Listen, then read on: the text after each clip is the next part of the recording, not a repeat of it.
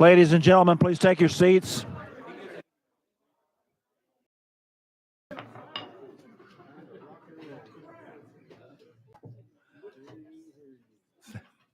Thank you. Today's Government Operations Committee will come to order for March the 6th. Mr. Clerk, please take, or Madam Clerk, please take the roll.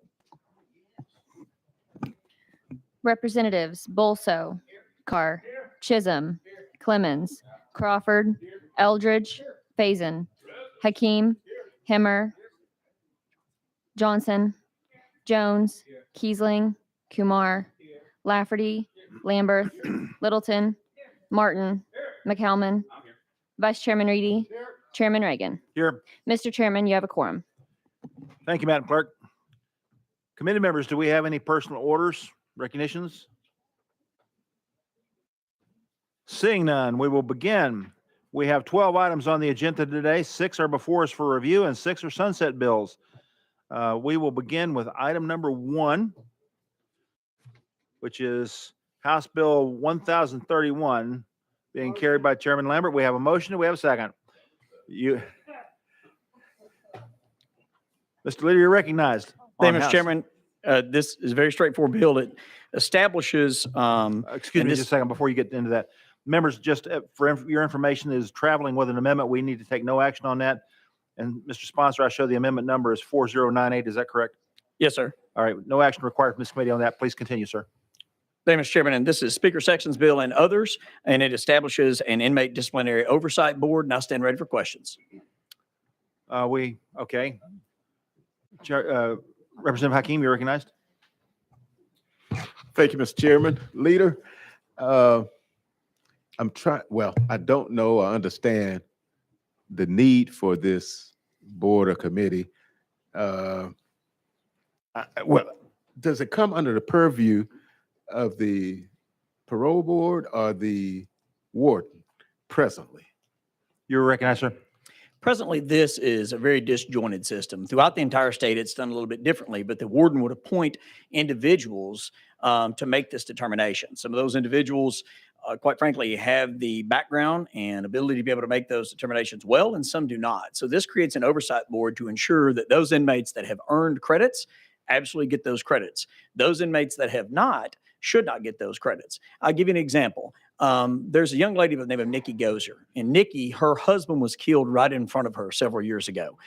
She was her and her husband had a karaoke business, and there was a stalker that was obsessed with her. And this man found them at a bar, walked in, and shot her husband right in front of her.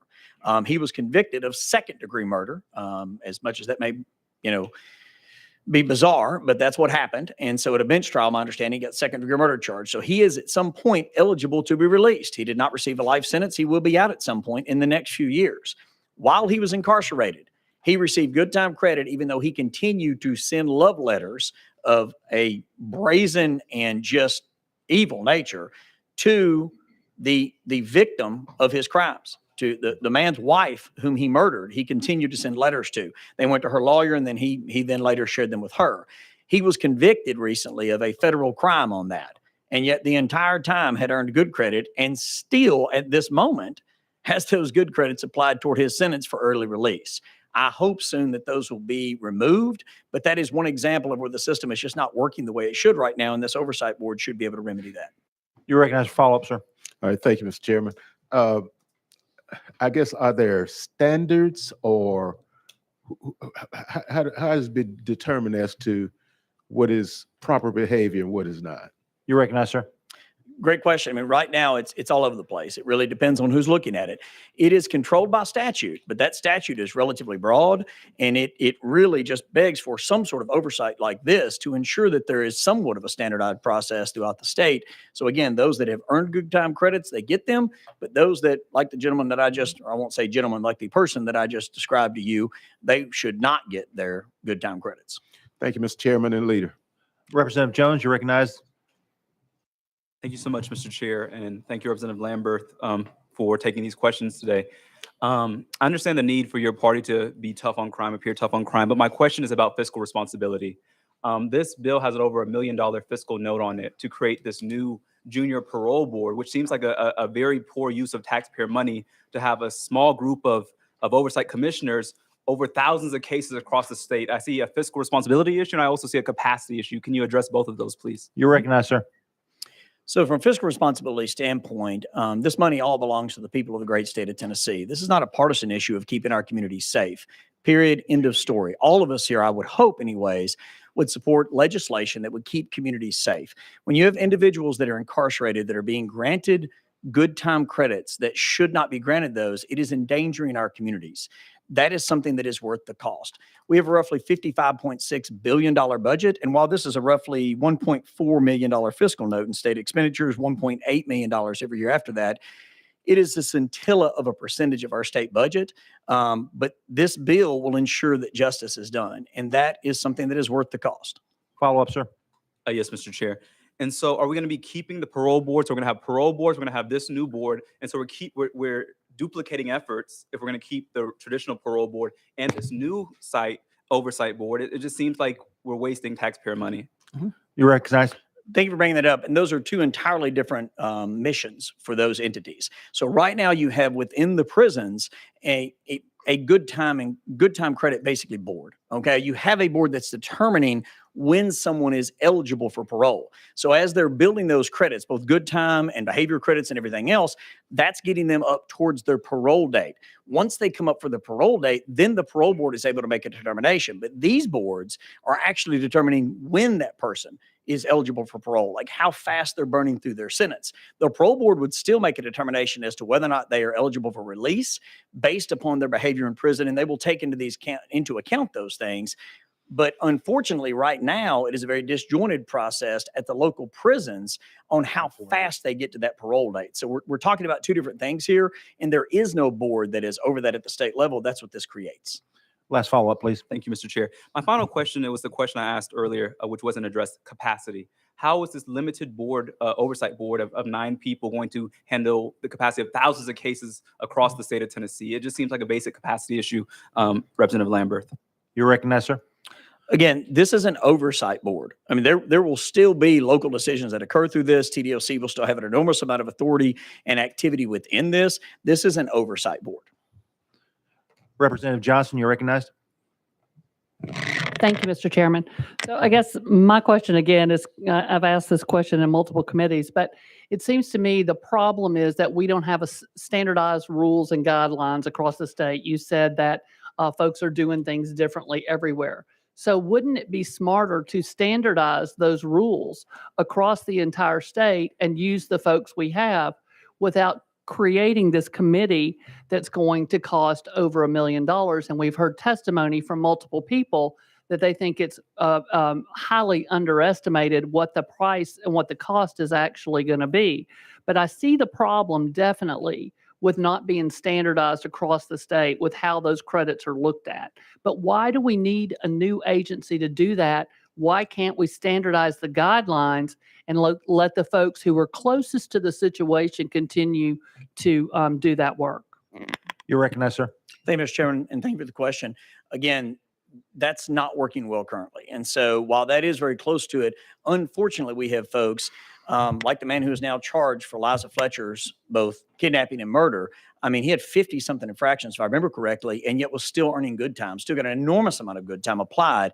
So when you see something that is broken and is not serving the people of this state well, then it is our job to do everything we can to try to remedy that for the benefit of community safety. And that's what this bill does. Well, and I agree we need You're to. recognized. Thank you, Mr. Chairman. I agree we need to remedy that, but we can remedy it for free by just changing what the guidelines are and requiring the same thing across the state that they would have to follow. So to me, it makes a lot more sense. You're recognized, sir. So again, with all due respect, I mean, if we change the rules and there's still not an oversight board that's ensuring that those rules are being followed, you have a similar problem. So I thank you for agreeing that part of this issue needs to be resolved, and this does it. I just think it needs to go a little bit more of a step so you have an oversight board there for it, and that's what this is. It will absolutely affect. Chairman Faison, you're recognized. Thank you, Mr. Chair. A moment ago, we heard that this was I think quote was, understand why your party is doing this, and just kind of caught me off guard. Is this a party issue, or is a victim issue and a Tennessee issue. You recognize, sir? So that I would hope and pray that everything we deal with within the criminal justice system is always focused on community safety. It is always focused on the people of this state, and that we would not really get caught up in any kind of partisanship as part of this issue or anything else dealing with criminal justice. You and I have always encouraged folks to do that. If someone's going to mug you, if someone's going to steal your car, if someone's going to violate any of the laws of the state and victimize any of us, they're not going to check your voting record first. I mean, they're going to commit that crime. And then our job is to hopefully make sure that the system has a remedy for that will both rehabilitate that person and, yes, punish them so that they will not commit that crime against anyone else. That's all this does. It's an oversight to ensure that those that go into prison and do exactly what they're supposed to and take advantage of those programs, that they're able to get those good time credits that they deserve. And those that are not, I mean, the ones that are just absolutely a holy terror while they're in prison, they should not get their good time credit because if they're released, if they can't behave in prison, they're certainly not going to behave after they're released. Follow up, sir. Representative Hemmer, you recognized? Thank you, Mr. Chairman. Leader, you mentioned that that some of the situation works well local sometimes it doesn't. Is it a particular type of people that the warden picks that does this, or can you kind of go into that, what works and what doesn't? You recognize, sir? You know, part of the issue was this came out of some of the hearings from last year when the Criminal Justice Committee, before you were part of this body, sorry, sir, but last year there were hearings that were held as to some of these issues. And that was one of the things that came up is that there's such a wide variety of how this is done. Some of these boards are small. Some of them are massive. And so it's just, there's not a lot of consistency back and forth. And it took us months to even figure out how these folks were appointed, how they were making the decisions. And there's still a lot of mystery into why this person was granted good time and this person was not. That's simply just not fair. I mean, it should be based on an objective standard of, look, did this person do what they were supposed to do? Were they given a rehabilitative, program and set of standards to meet? If they met them, they should get their good time and behavior credit. If they did not, they should not. And there just seemed to be a lot of personalities involved in it when it should be something that is more of an objective standard. Follow up, sir. Thank you, Mr. Chairman. Is there any other states that are structured this way, or how is this compared to other states? I'm sorry, you recognize, sir? I don't know the answer to that question. Representative Martin, you recognized? I move the previous question. Previous question has been called. Any objections? Seeing none, we have a motion for a positive recommendation for House Bill 1031 to go to Finance, Ways, and Means. All in favor indicate by saying aye. All opposed say nay. No. If you wish to be recorded as no, see the clerk. Bill moves out with recommendation to go to Finance, Ways, and Means. Thank you, Mr. Chairman, members of the committee. Next on our agenda is House Bill, 321. We have a motion and a second. Chairman Howell, you're recognized on House Bill 321. We have a traveling amendment on that. I'm showing, wait a minute, let's get the right one here. 4441, is that correct, sir? That's what I have, yes. Yes, Thank okay. you, Mr. Chairman. Members, no action is required on that. You are cleared for an explanation, sir. Thank you, Mr. Chairman, committee. This bill before you is the administration's Transportation Modernization Act. It is a road funding bill which expands TDOT's ability to use different methods to build a project. Pardon me while I put on my glasses so I can see what I'm saying. It also gives TDOT the authority to examine the ability to enter into public-private partnerships that would address the most congested and unsafe areas, the urban areas in Tennessee. Historically, these are the four major cities: Nashville, Chattanooga, Memphis, and Knoxville. You'll find that detailed on pages 16 and 23 in this bill, sections 18 and 19. The bill also expands from 5 to 28 the number of alternative build contracts that TDOT can enter into in a calendar year. Alternative builds can include CMGC, construction manager, general contractor, design build, progressive design build. These type of alternative builds are traditionally used on projects with a very high level of technical complexity and risk management. An example of that might be I-440, which was completed not too long ago here in Nashville. That was an alternative bill that was completed on budget and weeks ahead of schedule because of the particular alternative bill that was used. TDOT, however, will continue to use traditional bill methods as it has for several decades. These traditionally are bills that do not require that high level of technical expertise and complexity and risk management. And Mr. Chairman, the reason this bill is in front of you in Section 2G, page 4, the department, it says, may establish agency policy, or the department may promulgate rules in accordance with the Uniform Administrative Procedures Act. So I'm here today to ask for a positive recommendation and answer any questions that the committee may have. Thank you. Chairman Clemens, you're recognized. Thank you, Mr. Chairman. And I have a few clarifying questions here, approximately about 12 to 15 of them. And this might save us some time on the House floor if I'm allowed to ask them without getting out of bounds. I'll recognize you for your first 5, then we'll just go from there. How's that? Okay. Well, I think we need answers that haven't been answered thus far. And so I would ask permission to ask all these questions. They're not aggressive in nature, I will assure you, Mr. Chairman. Proceed. Okay, thank you. And Mr. Chairman, thank you. On section 2 on page 3, there's a provision in there about the department awarding a stipulating fee, a stipulated fee to a design build firm that submits a proposal for a project but is not actually awarded the design build contract. Why would we pay a fee to someone who's not awarded the contract? You're recognized, sir. Thank you, Mr. Chairman. A stipulating fee, as I understand it, and we have people in the room from TDOT that can probably answer that if we need to go out of session, Mr. Chairman.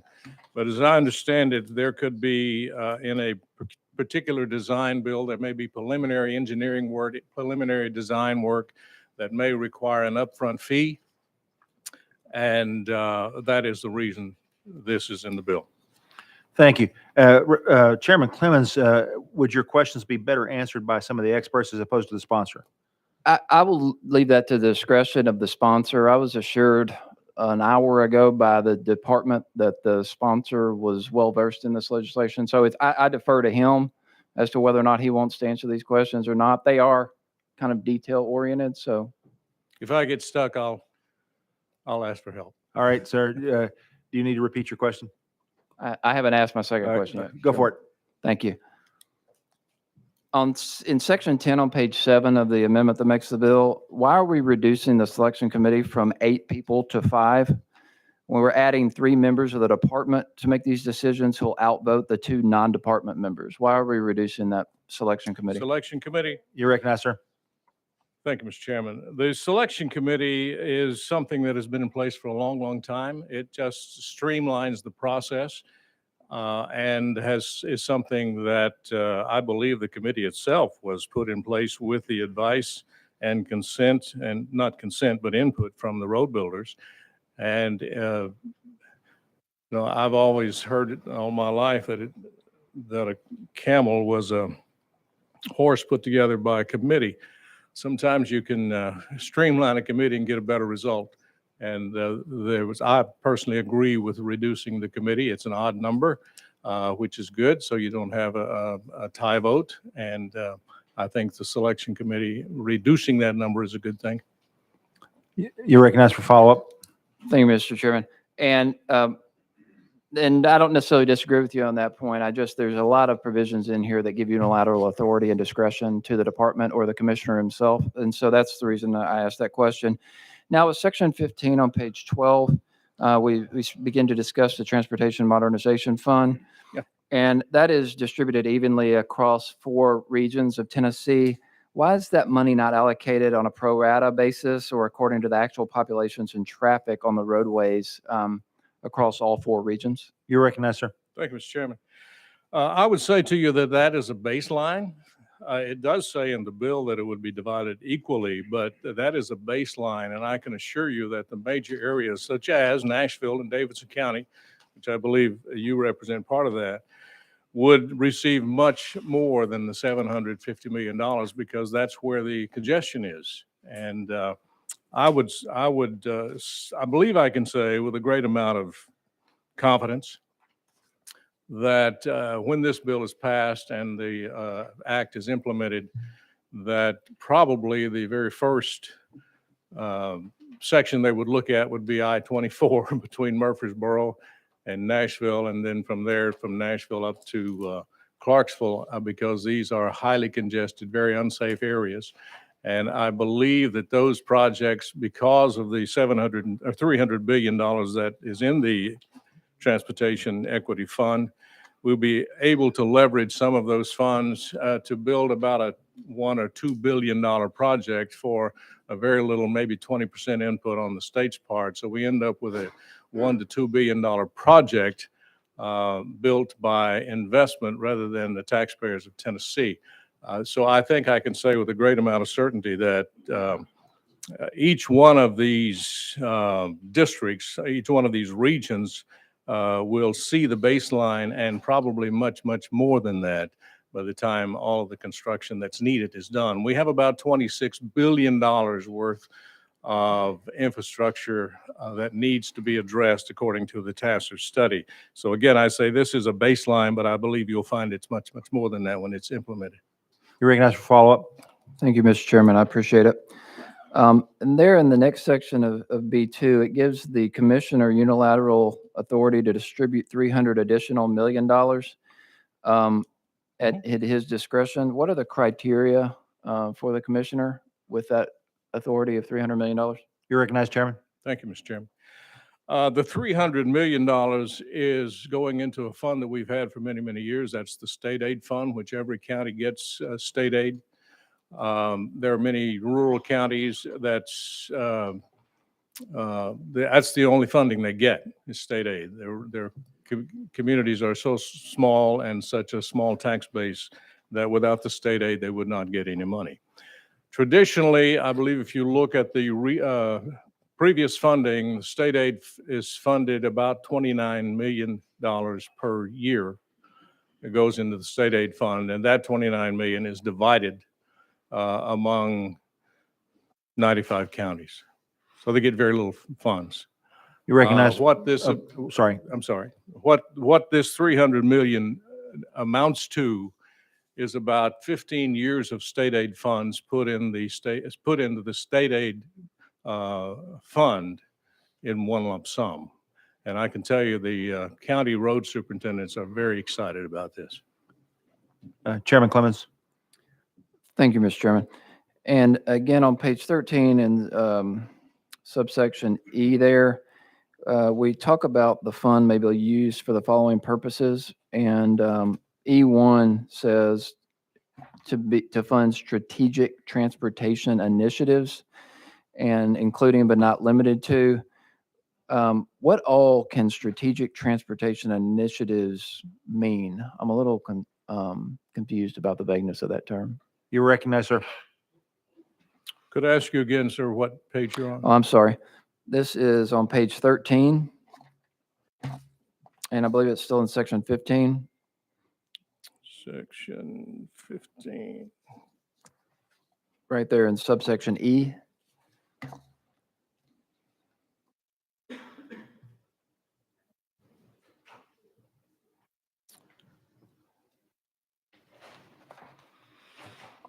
Fund may be used for following, okay, the fund strategic transportation initiatives. One of those initiatives, of course, would be the choice lanes.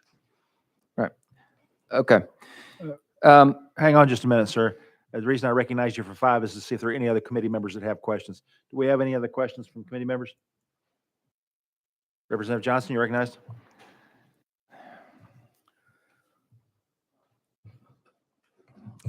Thank you, Mr. Chairman. And I have a couple of questions from constituents, and I haven't been in Transportation Committee, so I'm unfamiliar with part of this. But what will be the basis for charging the users of the toll lanes? Would it be per unit time, per mile, per trip? You're recognized, sir.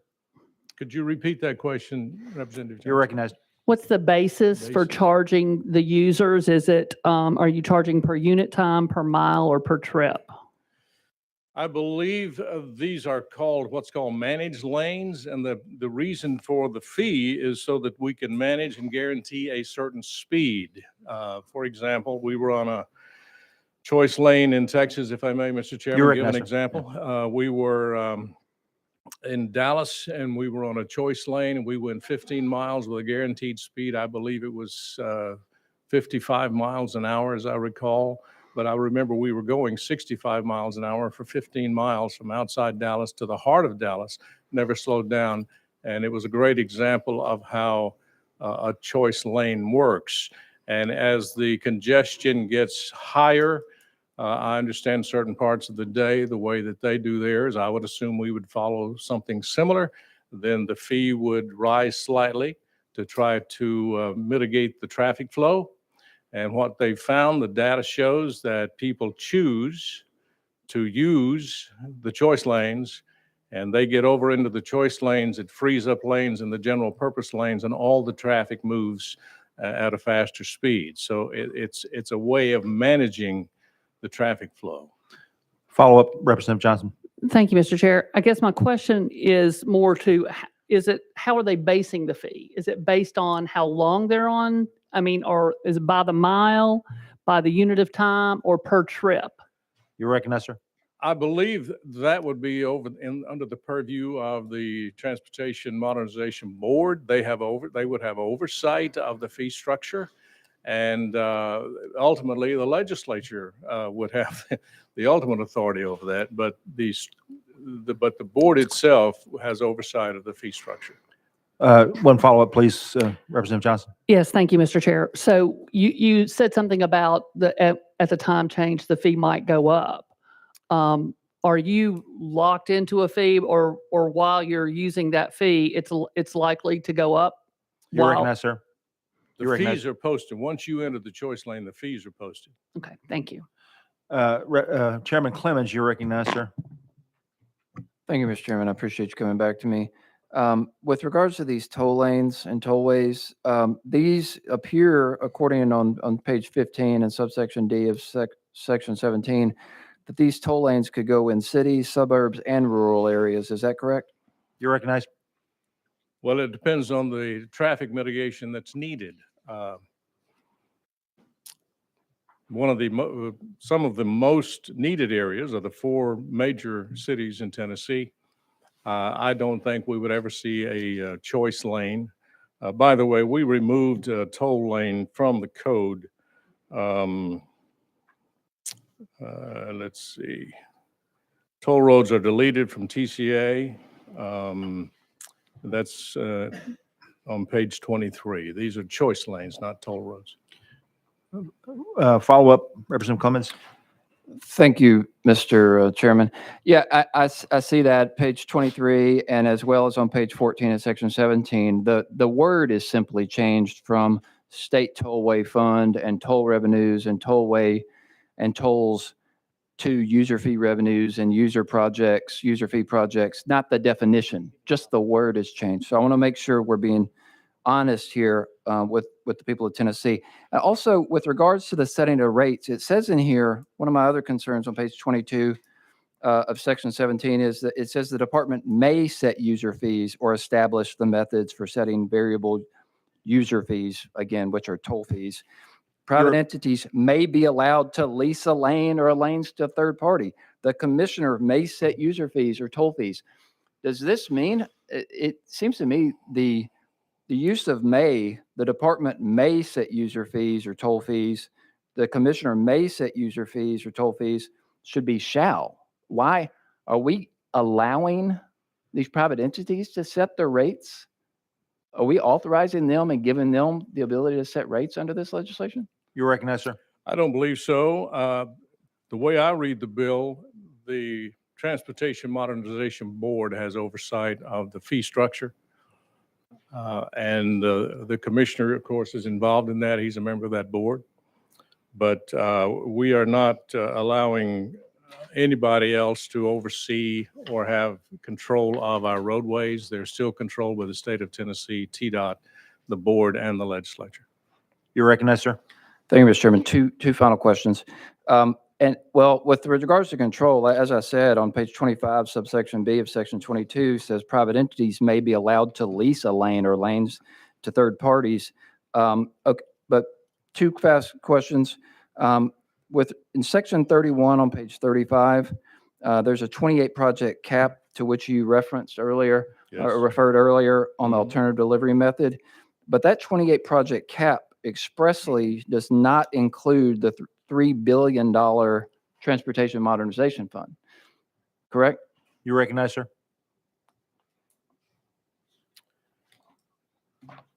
That's section 31 on page 35. Oh, I'm looking on the wrong one. And if I may, Mr. Chairman, Are you going to I can sharpen your clarify, question? I can clarify for him. All right, you recognize. So down there in 54-1-602, it says the department shall not procure more than 28 alternative delivery contracts per year. And the next section says that subsection to which I just read only applies to projects funded by the State Highway Fund and does not apply to projects funded by the Transportation Modernization Fund, discretionary funds, or federal grant programs. Now, that means that $3 billion plus, which is 20 I-440 projects about, are not capped. Is that accurate? You correct, sir? The- I'm sorry. You're recognized, sir. Thanks. The Transportation Modernization Fund and the Highway Fund are two separate funds. Correct. The Transportation Modernization Fund is the fund that's created with $3 billion in this bill. The Transportation Fund is TDOT's budget, which is about $1.2 billion per year. And they're two separate funds. Correct. But so that 28 cap only. Wait just a second, sir. Thank you. Now, before I recognize you, once again, do we have any other members with questions? One final question. All right, you're recognized for your question. If I may, Oh, I'm sorry, go ahead. If Chairman Clemens, if you bel- don't mind, I'll recognize the sponsor. if to you, I address that. believe you'll find in another section we talked about earlier that the $3 billion can be used to mitigate congestion. Had several things listed there that you mentioned earlier. So I give you an example. Let's say that they decide to build a choice lane between Clarksville and Murfreesboro. Let's say it's a $2 billion project. And the investors decide they'll do an 80-20 match. We could use our 20% from the $3 billion, as I understand it, to use as our match to build that $2 billion road. So we get a $2 billion road for $400 million. I think that's a good deal for the taxpayers personally.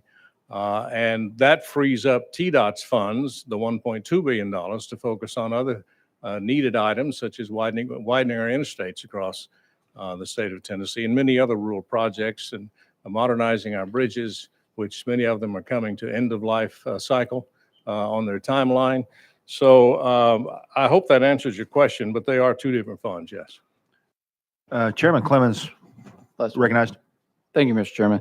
And so I agree that we have a lot of work to do on transportation infrastructure, and I agree that we need to be investing in infrastructure and making sure the safety is taken care of for all Tennesseans and improving their quality of life by reducing travel times. I represent the I-24 corridor I know. to which you referred, and that was not by coincidence, or 440, I assume. So I appreciate that, and we have real problems. My people are sitting in traffic too long, as are your people and people in Murfreesboro and Clarksville and every other county in this greater Nashville area. But the last thing I have to ask is, I can't help but notice in here, the argument had been made early on by the governor and I think by yourself that increasing these fees for electric vehicles was necessary to create some equitable payment of fees or taxes by Tennessee drivers because they're not paying gas or diesel taxes, so they needed to pay something equivalent to that. But I noticed in here that these electric vehicle fees are indexed. Gas and diesel taxes are not indexed. In fact, this body a couple of years ago really fought against indexing those gas and diesel taxes in the Improve Act. How come we're indexing the electric vehicle taxes or fees if we're looking to create an equitable playing ground there? You're We do- recognized, sir. We do get to equity, and it's quite a jump. It's a 100% jump. Right now, we are at $100 on registration. So in order to not damage a new industry, 5 of which build electric vehicles in the state of Tennessee, we're the largest auto manufacturer in the country, I believe. But in order to ease the pain a little bit, I guess, for the consumer and for the electric vehicle manufacturers, it is phased in $200 per year, beginning, not at the point of sale, but on the first renewal after January 1st of '24. It remains at $200 for the first 3 years. In the 4th year, it would reach parity with drivers who pay the gas tax, which according to the search is $274 per year. But then it's indexed. There are now currently, I believe, about 16,000 EVs in the state of Tennessee. So indexing it in at that rate, we believe is a good thing, and it helps the consumer. Doc. Well, my follow-up question, Mr. Chairman, if I may. You recognize, sir. Are we going to index gas and diesel taxes after 2027 to increase those fees also, or are we just going to do it on electric vehicles? And why so? You recognize, sir. I can't speak for a future legislative session. If the future legislative session decides to do that, that would be something they would have to vote on, but it's not in this bill. Thank you, Mr. Sponsor, and thank you, Chairman, for the long leash there. Members, you've heard questions and explanation by the sponsor. The chair will entertain a motion. We have a motion for positive recommendation and a second. Thank you. Members, we're voting to send House Bill 3021 to Finance, Ways and Means. All in favor indicate by saying aye. Aye.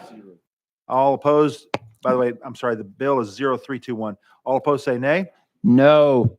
If you wish to be recorded as no, see the clerk. Bill passes out with a positive recommendation. Thank you, Mr. Chairman. Committee. Chair Lady Moody, you're recognized on House Bill 115. We have a motion and a second. This bill is traveling with an amendment. I show amendment number 3680. Is that correct, Madam Sponsor? Yes, Mr. Chairman, that is correct. No action is required since it's traveling with it. Members of the committee, you're recognized for an explanation. All right, thank you, Mr. Chairman and committee. As introduced, this will require the Secretary of State to establish and implement a program designated as the Tennessee Businesses Against Trafficking Program to engage participating corporations and other private entities in voluntary efforts to identify, prevent, and combat human trafficking. Members, you've heard an explanation. Do we have questions of the sponsor? The question has been called without objection, and seeing none, we're going to have a motion before you call it. So we have a motion for positive objection there, and the question's been called. Okay. Any objection? Seeing none. We are voting on sending House Bill 115 to Finance, Ways and Means. All in favor indicate by saying aye. All opposed, nay. Ayes have it. Bill moves out to Finance, Ways and Means. Thank you. Members, next on our agenda is House Bill 609. We have a motion and a second, and I show no amendments on this. Is that correct, Mr. Sponsor? That is correct, Chairman. You're recognized for an explanation. Thank you, Chairman, members. Currently, a paid family leave insurance product does not exist. What House Bill 609 will do will allow a new insurance product to be sold in Tennessee, which will cover paid family leave. This insurance product will be regulated and authorized by the Department of Commerce and Insurance. This is a market-based solution to an issue we've been hearing about for quite some time, Mr. Chairman and members. Members, you've heard an explanation. Do we have questions of the sponsor? Representative Johnson, you're recognized. Thank you, Mr. Chairman. And I guess, I don't know, I've asked you this question before and we may not know the answer to it, but my concern is going to be the cost of this to families. I think paid family leave is an excellent idea, but we could also do it through the state, and the cost per family or per worker would be $3 to $4 a week. That's about $15 to $16 a month. Do you think there's any chance that this type of insurance, although everybody won't offer it, do you think there's a chance that's going to cost a family less than $15 to $16 a month? You're recognized, Mr. Sponsor. Thank you, Mr. Chairman. This is a private sector solution to the issue. This is something that a business could choose to make part of their insurance plan, a fringe benefit to an employee. As businesses are looking to retain and recruit the best employees, this is another tool for them to use. I can't really say what the cost would be. It's something that several other states are going to have to enact this similar legislation in order for it to become a product that makes sense for an insurance company to go into. But I certainly see it as being a private sector solution where a company could offer this and pay for all of it. Representative Johnson, follow up. Yes, thank you. I see that as well. But I know that for a fact that other states have enacted the other type of paid family leave where someone is not also profiting off of it and it just goes a small amount of money that goes directly to the family. Do we know how, what the term is for the amount of weeks off with these policies? Kill that, will you? Sorry, we're taking care of an electronic problem here. You're recognized, Mr. Sponsor.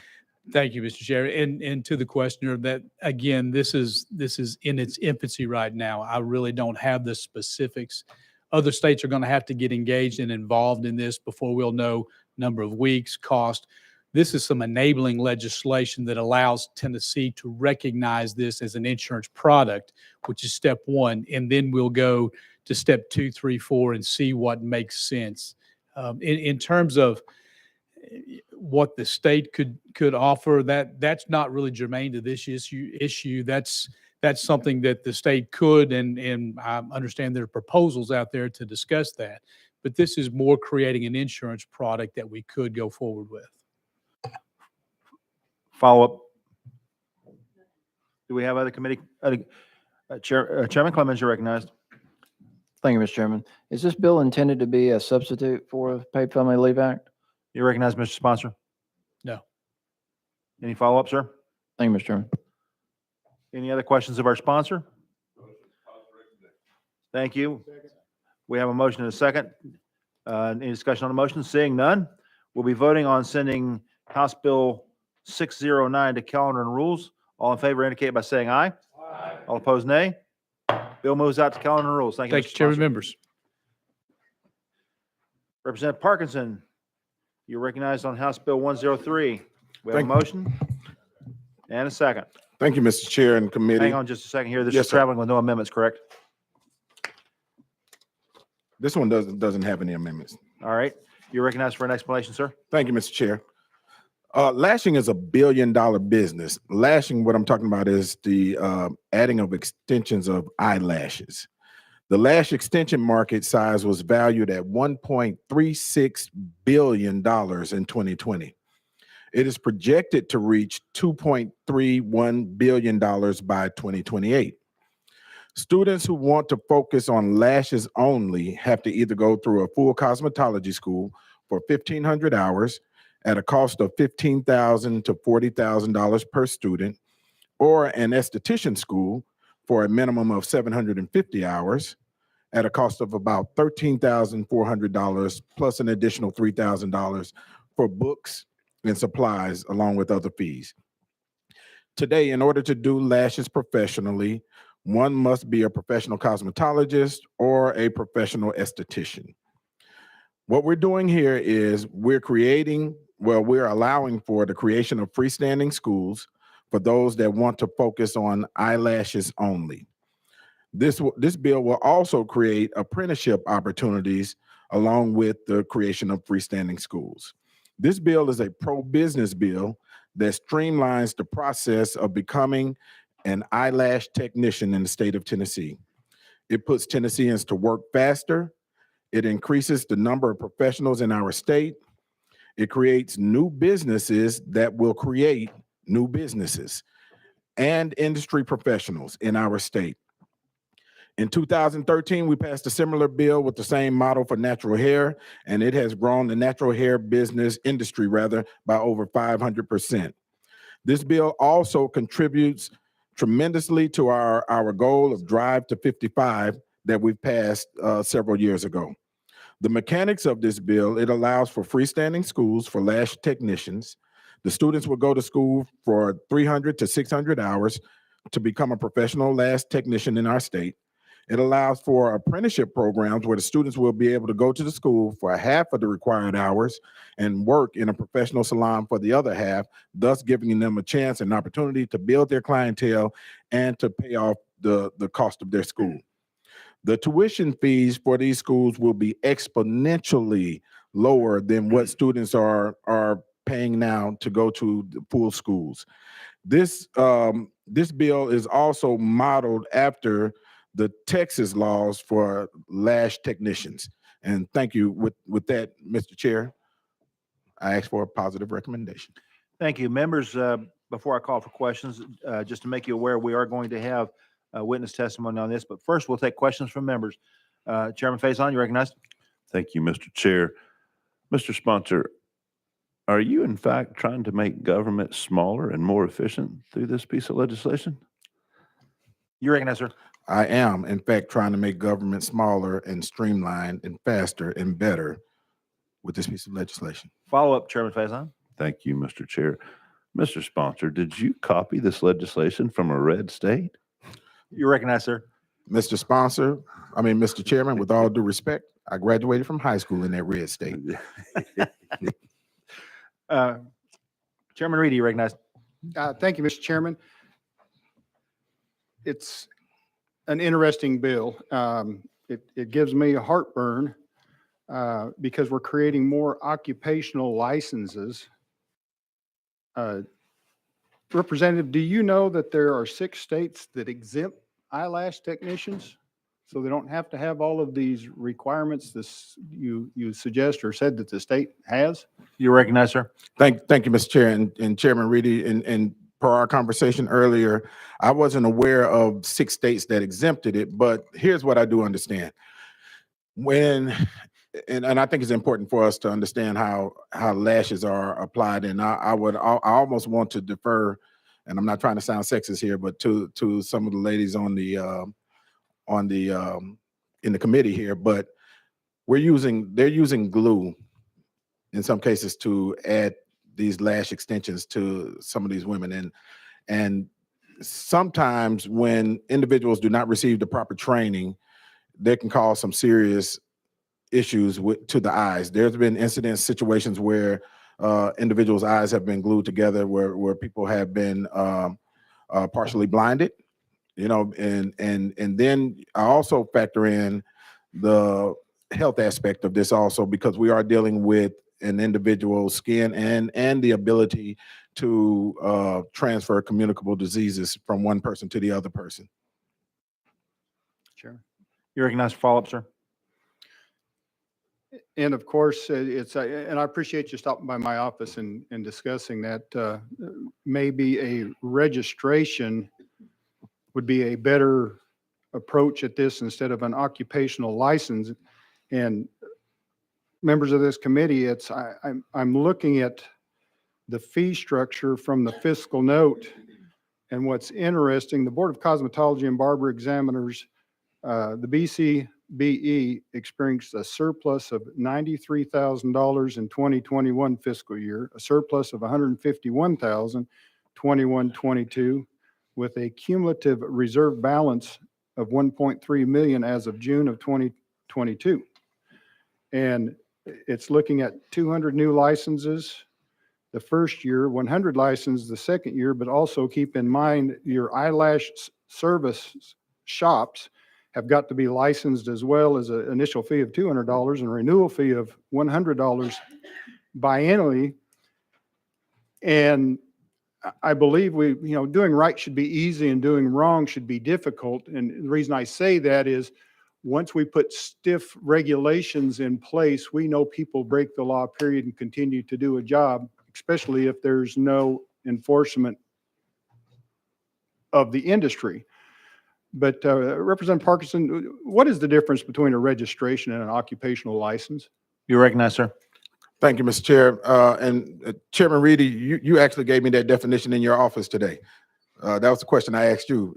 What's the difference between the registration and a license?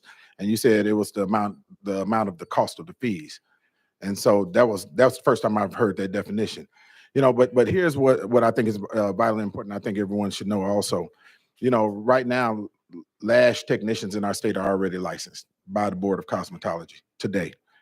But in order to practice that, you have to be a licensed cosmetologist or you have to be a licensed esthetician. So they're already licensing them. And what this bill is doing is simply streamlining that and making it easier for them to get licensed and making it less, reducing the cost exponentially for them to be licensed in our state. And I understand, Chairman Reedy, I completely understand, as I stated in your office, you know, your will or your want to get rid of licensing, you know, in the state. I get that. But I think it's better suited in a bill, an overall bill that would tell either all of the boards and commissions at one time to reduce your fees or reduce your licensing or get rid of your licensing and make it registration instead of using this bill as the vehicle for that. This is simply just a bill to get more individuals licensed as lash techs in our state. Chairman Reedy, last question, please. And I guess, Mr. Chairman, it's maybe not a question, but a comment to the members on this committee. I think Tennessee would be better served to look at a piece of legislation to make us the 7th exempt state, or at least go to a registration. And if, of course, I've had the language drawn up for a registration to amend this bill, and it's something we can consider in the future. But I think it would bring the fiscal note way down, but still get us in a proper posture of how conservative Tennessee is. And I'll stop at this time, Mr. Chairman. Thank you. Thank you. Do we have other members? You wish to respond, Mr. Sponsor? Yes, sir. Thank you, Mr. Chair. And Chairman Reedy has stated, you know, and first of all, Chairman Reedy, thank you for, you know, even, you know, having a discussion on the bill and not ambushing me when we got to committee. But as I stated also, you know, if you were to bring a bill that says, you know, for, you know, all of the boards and commissions across the board and with the entire state to either reduce their fees or go to a registration, I would be fully supportive of it. I just didn't want to sink my bill and get it sent back to committee, you know, because I've gotten this far with the bill. And so I hope that we'll continue and have a positive recommendation coming out. All right, members, I see no other questions, so we're going to go out of session and ask our witness to come forward. We're out of session. Ms. Jessica Pointers, did I say that correctly? Please go ahead and go to the table there. Make sure that you get a red light. Punch the button that looks like someone's speaking, and then introduce yourself. Give us your organization that you represent, if you do. Can you hear me? Got you. Dear Chairman and members of this committee, my name is Jessica Patois, and I'm Legislative Counsel with the Institute for Justice. The Institute for Justice is a national nonprofit law firm that advocates for civil liberties, including economic liberty. For over 30 years, we have helped reform beauty industry laws in over 24 states through litigation and legislative efforts. Finally, our report, License to Work, which analyzes 102 lower to middle income licensed occupations, ranks Tennessee as the 13th most burdensomely licensed state in the country, which is higher than the rankings for Alabama, Georgia, and Kentucky and North Carolina. I encourage you to oppose this bill as currently written. As the sponsor mentioned, semi-permanent eyelash extensions have been a part of the U.S. beauty industry since 2004 and is a huge industry. It is the practice of applying thread-like natural and synthetic fibers to the lash line using an adhesive specifically for eyelashes. So it's not the same as using glue that you would use for temporary eyelashes or any other sort of adhesive. What it does not include is the use of coloring or straightening agents, nor does it include permanent waving solutions or bleaching agents. Aesthetics programs do not teach eyelash extensions, nor do cosmetology programs. Individuals who want to provide these services must complete private certification courses that are specifically related to eyelash extension services. Some training programs require only 8 hours, while others may take up to a few weeks, months. It really depends on what sort of training the aspiring professional chooses to explore. As mentioned, there are 6 states that completely exempt eyelash technicians from licensing requirements, which includes Indiana, which specifically repealed the requirement in 2001 and went into effect last year. Additionally, there are only 3 states that have specialty licenses for eyelash technicians. They require 14, 50, and 320 hours respectively. 14 hours would be for Minnesota, and 50 hours would be for Connecticut. The eyelash extension service industry is self-regulatory. Professional grade manufacturers will not sell their materials to those without proof of training. Additionally, eyelash extension applications are skills that are not intuitive. Aspiring technicians must be trained by a professional and learn their skills specifically for their techniques necessary to provide their professional services. This bill would require eyelash technicians to complete over 300 hours of training to be licensed to work. That requirement would hurt the industry and would not provide additional benefits to consumers because it does not allow aspiring beauty professionals to choose how they would like to train and how they would like to be trained. Rather, the regulation of eyelash technicians in Tennessee should be the least burdensome way to address the public's concerns about health and safety and sanitation, while also reflecting how technicians actually would like to learn their skills and reduce barriers to entry for the profession. Rather than licensing eyelash technicians, I believe that the state should require technicians to register with the Board of Cosmetology. To register with the state, eyelash technicians would need to provide satisfactory proof of eyelash-specific training. Now, whether that requirement would be the 8 hours, would be the 300 hours, would be a year-long program, that's up to the practitioner, but they would need to provide that training to the board in order to be able to be registered with the state. Ma'am, I'm sorry, the time has expired. You may have an additional 30 seconds to complete your thought. So instead of requiring lash technicians to have a full license, the state should recognize how consumers want to be trained and how they would best be able to provide these services to their constituents. Thank for you. the Members time. of the committee, do we have questions of our witness? Chairman Reedy, you're recognized, then Chairman Lafferty. Thank you very much for being with us today, and it's apparent that you're steeped in this conversation. Understanding six states are exempt, do you know how many states currently have a registration compared to maybe what other states are doing as far as an occupational license such as this one we're discussing today?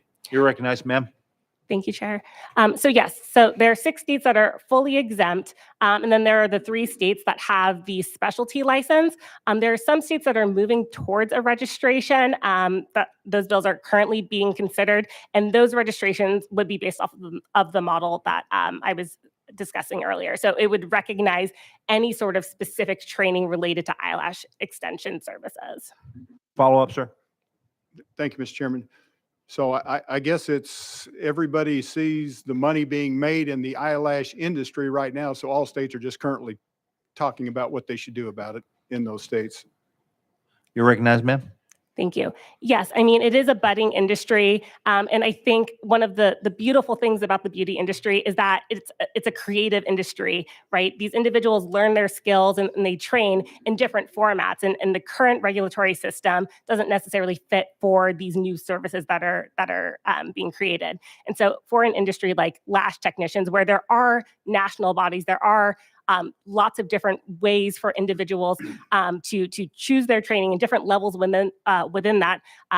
The registration or the acknowledgement of how they train should reflect what the actual space looks like, rather than trying to fit it into the current regulatory regimes that we have. Chairman Lafferty, then go ahead. You're recognized. Thank you, Mr. Chairman. I just trying to get some things clear in my mind here. It's my understanding at present there is no licensing for eyelash technicians. That part I've got down, I think. But they do have to attend the beauty school. So in the beauty schools that they attend, is it a class, a series of classes that they take while in beauty school that teaches them how to do the eyelash extensions? You're recognized.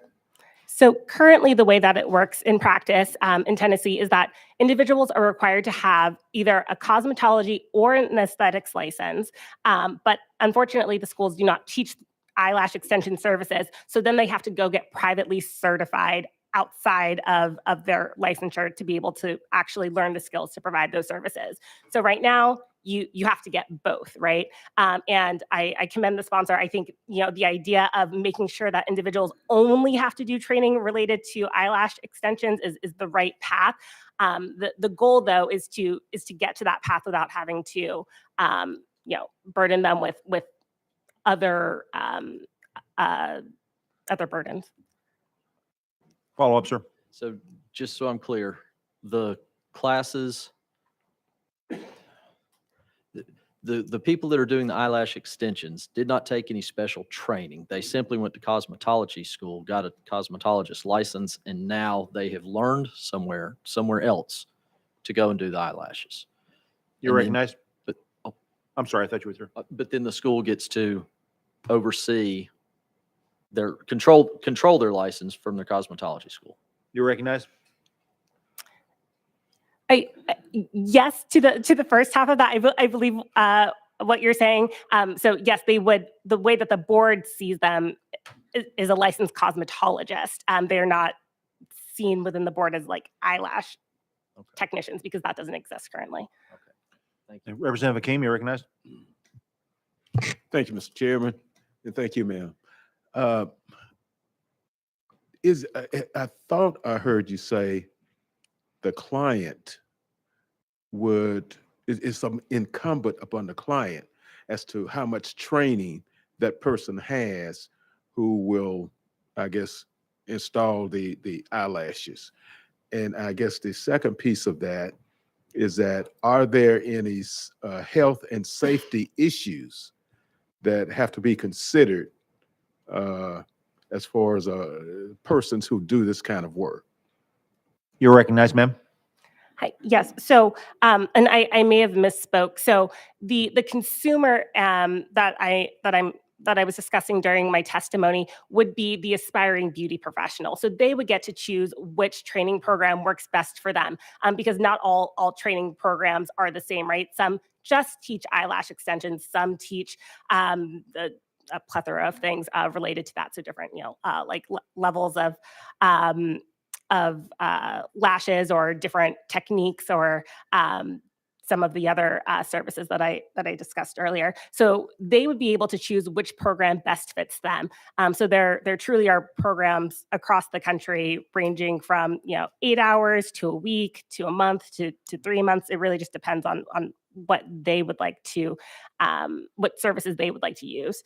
As it relates to health and safety, the registration mechanism that was being discussed would address those health and safety concerns. So there would still be facility inspection requirements for individuals who register with the state. And additionally, individuals would not be able to provide eyelash technician services without having that registration. So if there was a bad actor, if the board determined that there was something wrong through like their inspections or consumer complaints, they could revoke the registration, and that individual would no longer be able to provide eyelash extension services. So similarly to what happens now. Follow up, sir. Thank you, Mr. Chairman. I guess the feeling I'm getting is that it's a buyer's beware kind of situation as to the health and safety of it. Maybe I'm wrong on this, but if you could give me some insight. You're recognized. Sure. So I believe that your concern may be about consumers not being sure where an individual has trained or where they have learned their skills, but that's it's not typically the concerns that we see, especially for individuals in the beauty space, right? Individuals don't go get their hair cut and ask, did you train at Paul Mitchell or did you train through an apprenticeship? Like that's not the typical question, because these individuals are trained. They will have the specialty and hyper specialized training for eyelash extensions. the difference between one practitioner and another is simply where they chose to get that training. And, it's hard to say that someone is better equipped to provide these skills based off of like a number of hours. Thank you, Mr. Chairman. Representative Bolso, you recognized. Thank you, Mr. Chairman. Ms. Patois, thank you for being here. One of the things you heard the sponsor argue is that there is a justification for imposing the licensure burden because an eyelash professional does implicate issues regarding health and safety, as Representative Hakeem was just indicating. In fact, you heard the sponsor mention in particular that there are certain glue or other materials used in applying eyelashes that could affect one's vision.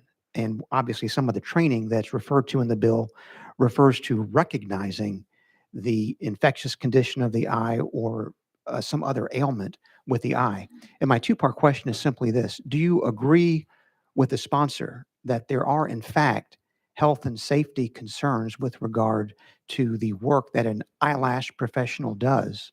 And then secondly, are you aware of any data or any studies that actually show whether and to what extent consumers have been harmed in the application of eyelash extensions? You recognized, ma'am.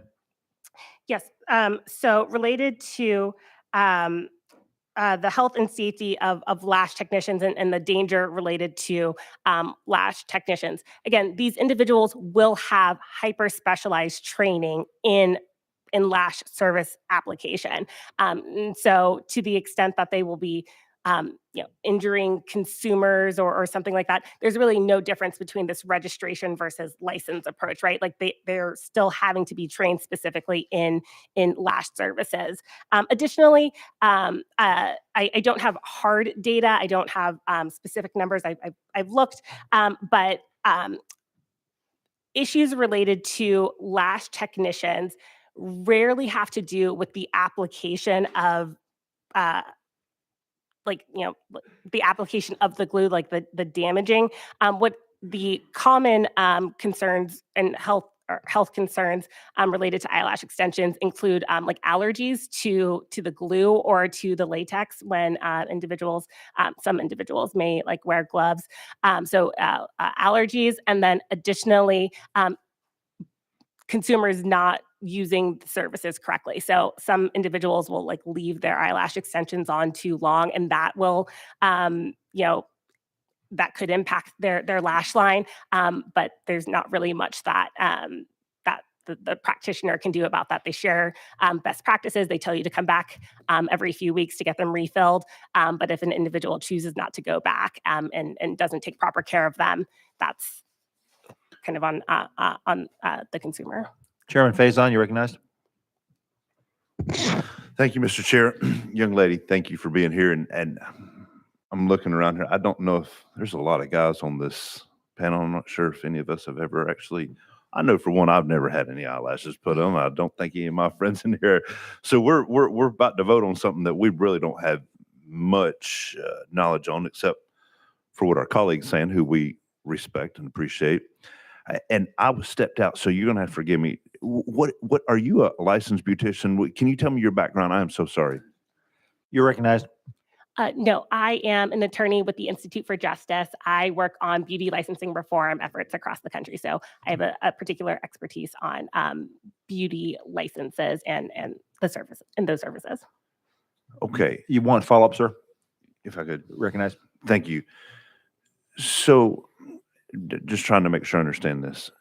You're in here testifying that the state of Tennessee doesn't need this because it's a burden on the industry, or doesn't need us because the safety aspect is not what we've heard from the sponsor. Just break it down for somebody who's never going to go into a place like this. My daughter goes, my wife might go, but I'm not going to have any eyelashes. If my eyelashes are gone, they're gone. So can you just break it just simply? We don't need this because the safety is not there, or we don't need this because it's just too much government. Can you just break it down just real simply for me? You recognize, ma'am. So the eyelash extension services industry is self-regulatory. The market is set up where practitioners and the practitioners want to be trained, and they need to be trained in order to provide services. And quite frankly, the merchants or the industry will not allow individuals to have access to those professional grade services without that hyper specialized training. The difference between the approach that I am advocating for versus the bill is truly just the hours. I am a proponent for allowing individuals to choose what kind of education that they would like and to choose the education that best fits their needs, whereas the 300 hours and the specialty license would create a burden for individuals who currently want to provide services because they may not have the 300 hours worth of training or can't afford or can't find schools for that amount of training hours. Chairman Faison, last call up, please. Yes, sir. Thank you. Is there a certain number of hours that, did you say the Cato Institute? Where are you with again? You recognize, ma'am. The Institute for Justice. The Institute for Justice. Is there a finite hour? Is there a certain that we can say nationally we approve that they've had enough study in putting on eyelashes? If 300 is too much, what is the number that we're looking for? You recognize, ma'am. Yes, so I do not have a definite number of hours for this training. In the same way that I believe that journalists when they're training in college can determine how many hours or how many internship hours that they need. It's within the market they know, and there, as I've mentioned, there are programs that start at 8, and there are programs that go over a year. It really just depends on the training that they want to provide and the services that they want to provide. So I don't have an hours, but I do believe in private certification and allowing individuals to choose the education that best fits their needs. Representative Johnson, I fear we're lashing a dead horse here.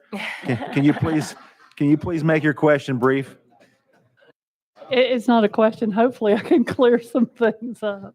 No, I just want to give people an example. So you're lying flat on a table and there's a light over your head. The person sits very close to your face and you're there for like an hour to 2 hours, depending on what you're doing. So there is a lot of close contact with the eye. There are definitely health concerns. During COVID, we all wore masks when we did it. So there's got to be some information, but I do know folks who have gone, and one of the problems are people who don't have enough training. They tend to clump the lashes together, and then what happens is it can cause long-term damage to the lash. It can also block the follicle. It can cause pain and irritation. So it is important to know what you're doing, but all those things are happening, but that might just shine a little light on the subject. Thank you, Representative Johnson. If there are no further questions of our witness, we're going to go back into session. Seeing no objection. Thank you, ma'am. You're excused. We appreciate your testimony. Thank you for the opportunity. Representative Parkinson, you're recognized, sir.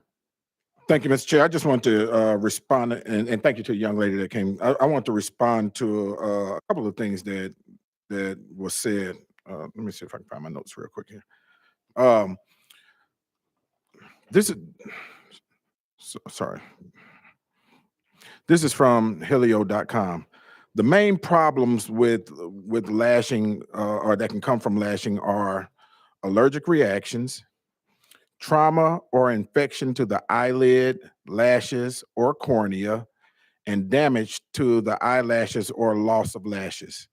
Other risks include injuries to the eyelids, the eyelashes or the cornea. Sometimes the lashes are particularly long or heavy, and one edge of it dangles down when the adhesives wear off, which could scratch the cornea, causing an abrasion or even an infection. In addition, just having the additional weight of false eyelashes can cause the natural eyelashes to break or even cause lash loss. What is the best way to reduce risk of infection or irritation? The main thing is to make sure you are going to a good, experienced location with experienced, certified estheticians. Secondly, if it is your first time, make sure you do the skin test. Watch for any skin reactions after the eyelashes have been placed. What should someone look for in an esthetician? Look for certification. That's what the answer is. Look for certification. Most states require estheticians to be certified, especially if they are working in a beauty salon. Find someone who has experience doing this type of particular treatment. If someone begins to experience a problem, what should they do? Do not self-medicate or remove the false lashes in a dramatic way. If they are stuck, seek professional care from an ophthalmologist. Right away.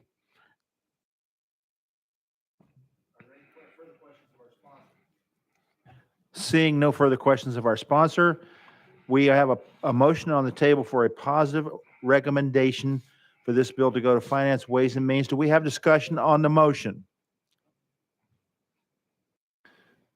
Seeing none, all in favor of a positive recommendation for this bill to go to Finance, Ways and Means indicate by saying aye.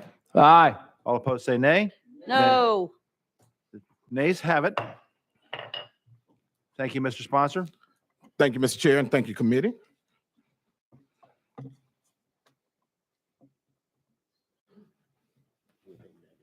All right, just so the sponsor's clear, your bill is not killed. Yes, sir. Okay, the recommendation was negative, but it will still go to Finance, Ways and Means. Thank you, sir. Appreciate it. Appreciate the clarification. You are in place for your next bill, sir. I believe that's House Bill 229, is that correct? Yes, sir, that is. Do you have any? No, sir. You got, I'm sorry, hang on here. House Bill 104, I stand Yes. corrected. A motion and a second. And are you traveling with any amendments on this? I don't think there are any amendments on this one, Mr. Chair. Let me make sure, though. I'm showing none, sir. Okay. I'm showing none either.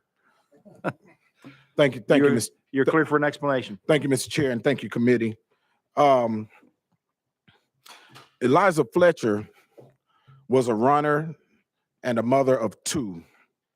She was a 34-year-old Tennessee teacher, and she was out on a morning run, as was her regular routine, not knowing that she would never return home to see her family, her friends, students, and coworkers again. Eliza Fletcher died of a gunshot wound to the back of her head and blunt force trauma. Her partially decomposed body was found near a vacant house in Memphis on September 5th.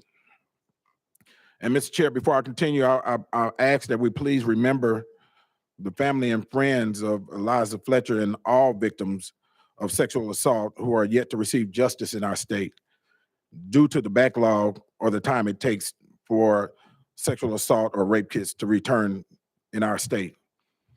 In 2014, I ran legislation to have rape kits tested within 30 days. The bill was sidelined in the budget committee as it was put behind the budget where it died. 7 years later, a convicted felon by the name of Cleotha Abston was accused of rape by a very courageous young lady by the name of Alicia Franklin. Almost a year to the date, the same convicted felon, Cleotha Abston, was accused and charged for the kidnapping and the murder of Eliza Fletcher. It was during the murder investigation of Eliza Fletcher, almost 1 year to the date, that the rape kit DNA results were returned by the Tennessee Bureau of Investigation with a positive DNA match to Cleotha Abston for the rape of Alicia Franklin. Now, why does this matter? Why is this significant? This is significant because had we passed the legislation to ensure that rape kits were tested by TBI and returned within 30 days, the positive hit to Cleotha Abston's DNA in the Alicia Franklin rape case would have come back in 30 days. Cleotha Abston would have possibly been incarcerated on rape charges, and Eliza Fletcher would have possibly finished her run. We as leaders in our state are partially to blame for the death of Eliza Fletcher and the delay in justice to all rape survivors, because in 2014, we had the ability and the financial wherewithal to ensure that rape kits were turned around within 30 days, but we didn't have the will to make it a priority or the will to make the safety of our citizens a priority. We owe this. We owe this to the family of Eliza Fletcher, Alicia Franklin, and every single person who has been a victim in the past and those who are unfortunate enough to become victims in the future. Our passage of this legislation will ensure that a psychological deterrent is sent to those would-be rapists in our state, and that we are not going to drag our feet in bringing them to justice swiftly, to remove them from our streets and to protect our women and children from these horrific actors. House Bill 104 will ensure that rape kits are tested within 30 days of receiving them.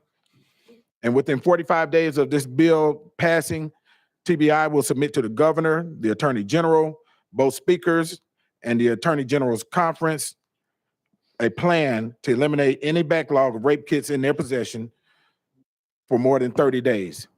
And lastly, if erroneous DNA has been submitted by law enforcement, TBI will send written confirmation that the DNA has been expunged. With that, Mr. Chair and committee, I'm hopeful for a positive recommendation. Members, you've heard an explanation of the bill. Do we have questions of the sponsor? You recognize Chairman Reedy. Thank you, Mr. Chairman. Representative Parkinson, I like this bill. What gives me heartburn, and it's not on the bill, is where I'm reading the fiscal note says the sexual assault collection kits could jeopardize annual federal funding received by the TBI under the Federal Capacity Enhancement and Backlog Reduction Grant in the amount of $1.8 million. And the heartburn I have with that is the federal government coming in telling us what to do in the state of Tennessee and keeping our taxpayer dollars we send to Washington, D.C. and getting them back and putting them to proper use. Thank you, Mr. Chairman. You recognize Mr. Sponsor. Thank you, Mr. Chair, and thank you, Vice Chair Reedy, for that. Interestingly enough, and it's interesting that that's in the fiscal note, because the jeopardy to that federal money will be because there's no longer a backlog of rape kits. That money comes because there is a backlog. We are trying to eliminate the backlog and ensure that we bring these individuals to justice swiftly or exonerate those who have been accused erroneously, swiftly. So that's one piece of federal dollars that I think that our state should be okay with eliminating, because it eliminates the backlog also. Chairman Kumar, you recognized. Thank you, Mr. Chairman. Thank you, Mr. Sponsor, for bringing this legislation. 2014 may be a little far to remember, but the events in Memphis in recent history are very fresh in our mind, and we've seen the tragic consequences of delayed processing of these kits.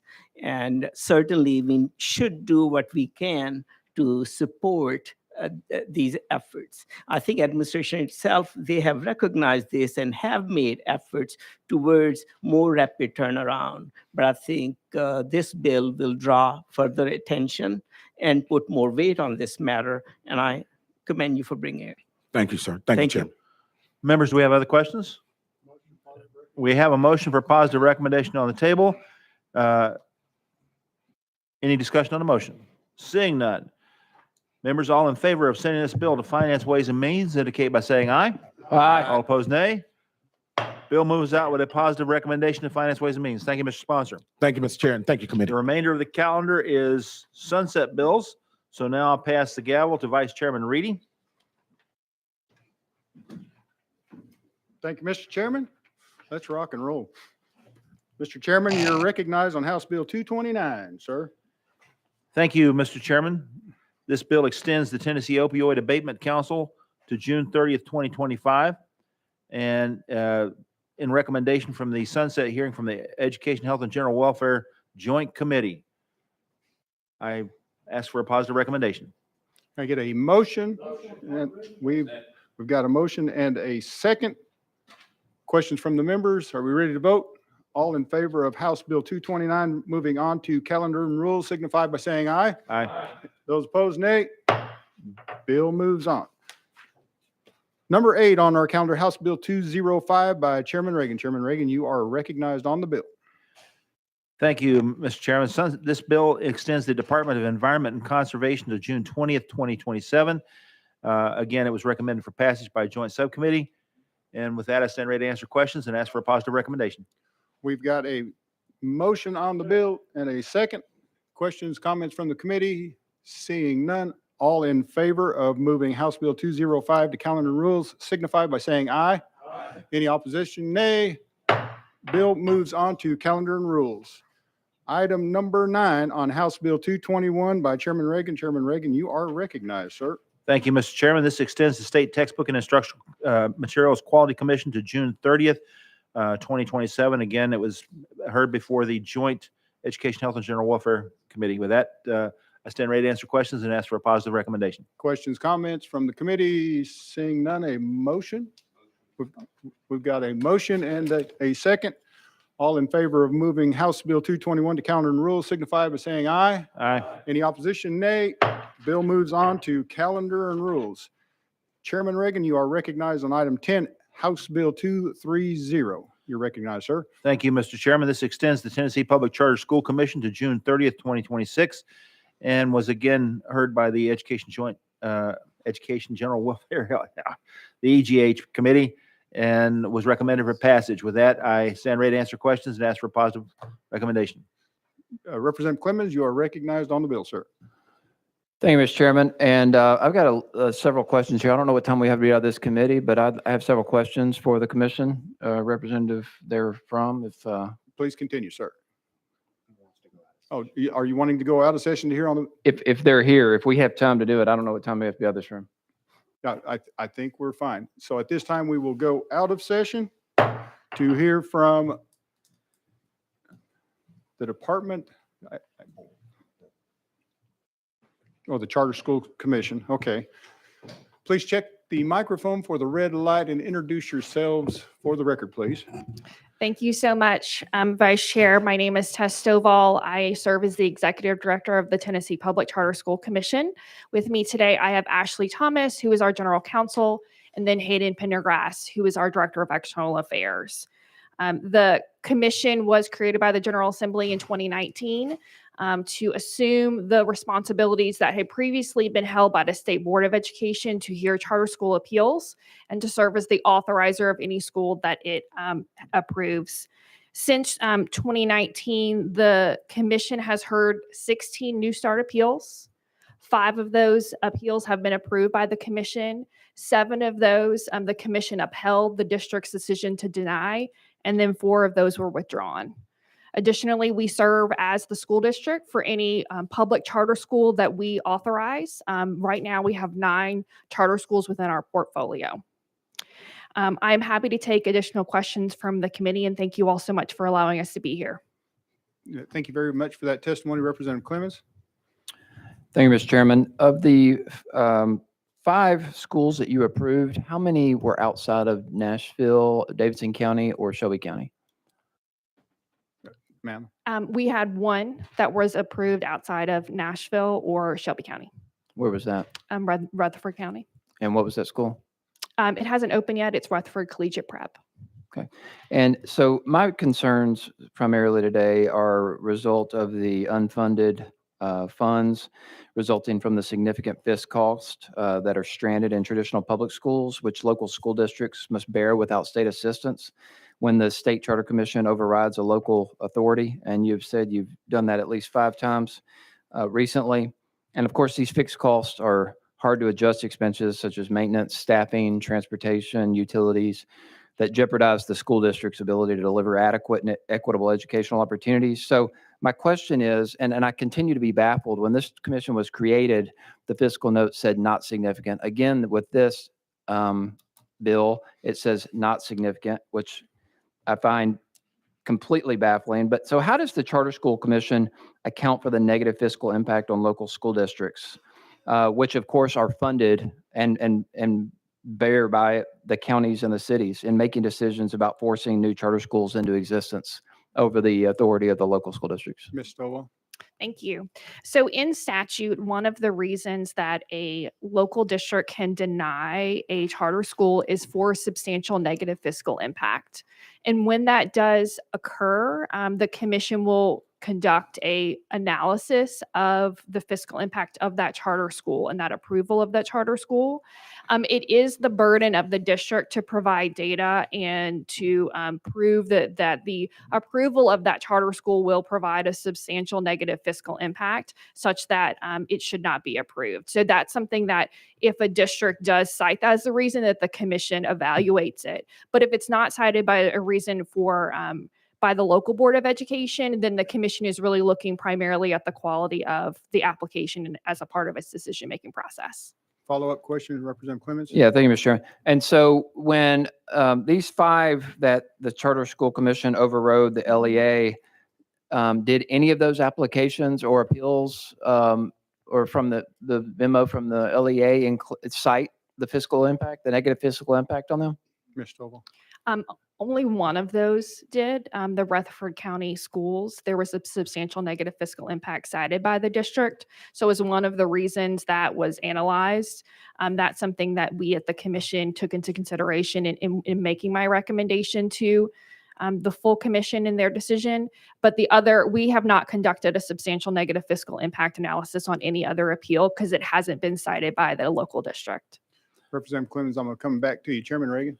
Thank you, Mr. Chair. And for points of clarity here, the fiscal note on this is for the extension of the board, not, or commission rather, not to have anything to do with what they do with their recommendations. I hope that clarified it for you.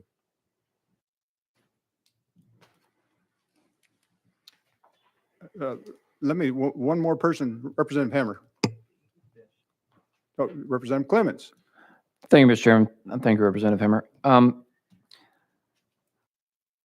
But so these LEAs that cite this negative fiscal impact, I assume because you do take that into consideration, you are agreeing that school districts have certain fixed costs that essentially become underfunded when you or the Charter School Commission overrides the LEA and forces these charter schools into existence over the authority of the local body?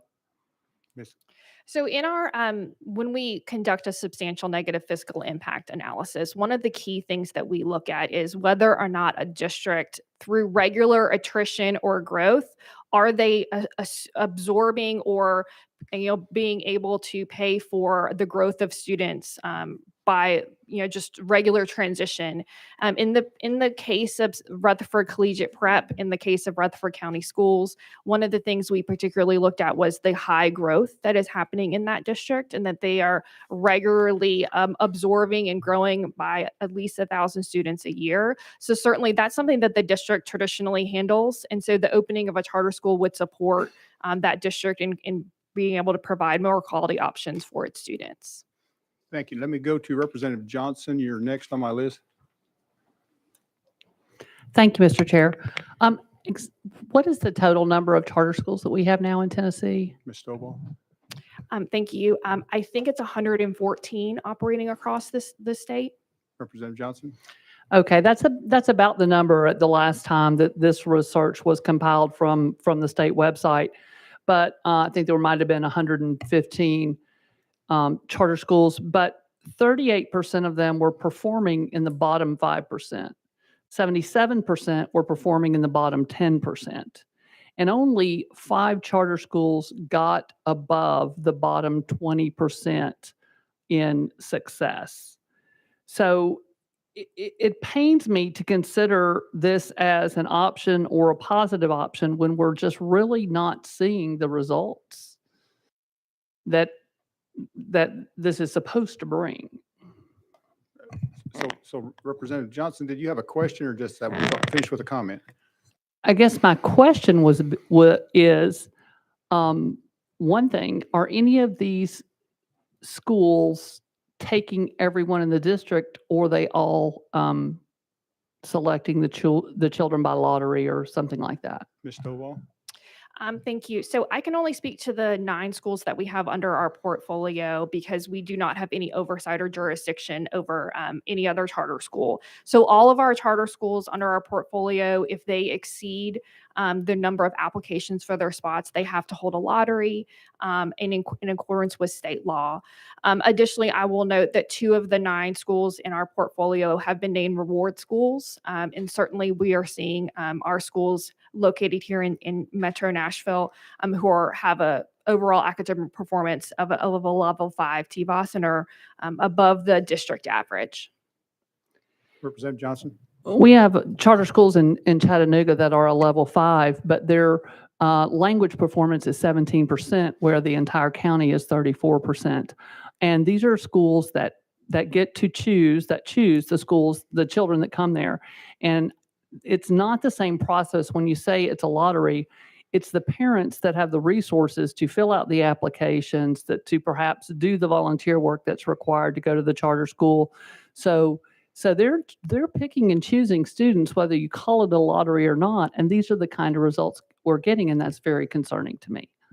Thank you. That's not a question, just a statement. Members, stand by so we don't lose quorum, please. Representative Hemmer, did you have any final questions? Yes, sir. Thank you, Mr. Chairman. Thank you for coming here today. I had a question about your Q&A comment period. One thing that said was around your public comments at your meetings, that your meeting policy 1.200 has at least 30 minutes dedicated to receipt of public comment. I knew from this past year's hearings that was one of the complaints that was had, that didn't feel like there was equal commenting time required of both sides, or allowed on both sides. And so I was hoping you could address that. Ms. Stovall? Thank you. So we do have multiple opportunities for public comment when we're thinking about an appeal process. So first, we have a public hearing in the district in which an appeal is taking place. We accept both written public comments, and there is no limit to a written public comment, and all of those comments are considered in my recommendation, given to commissioners, as well as posted on our website. We then allow for in-person public comment at those public hearings. Both the school district and the applicant are given the opportunity to sign up. And it's really, it's based on a first come, first serve, as well as we also offer public comment at our commission meeting. That's the policy that you referenced, which is similarly 30 minutes. And we take comments on any type of business agenda items, including appeals, but also anything else we're considering. And then finally, we allow both the local board and an appellant, in the case of an appeal, to either come in person or submit a written statement to the commission that is considered in my recommendation. Thank you for the very, very thorough question and answer. But I guess follow up, Representative Hemmer? Yeah, I was just going to do a comment to that, and I had a follow up.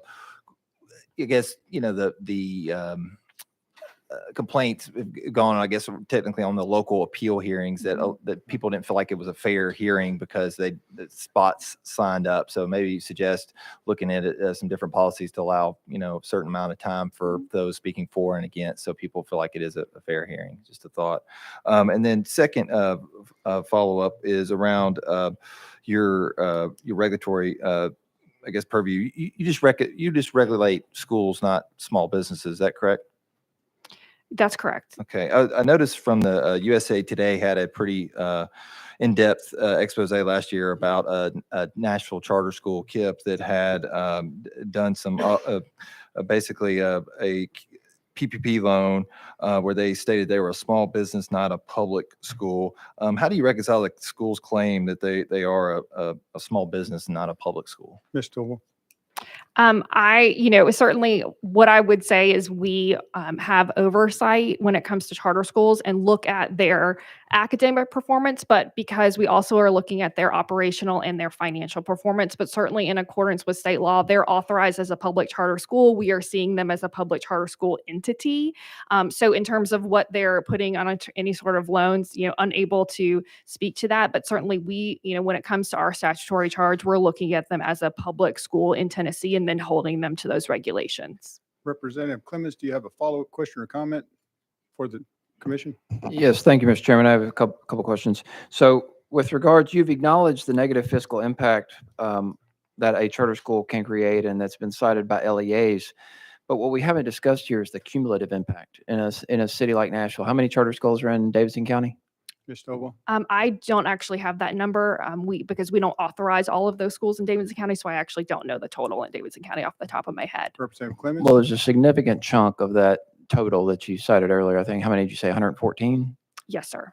So there's a significant chunk here.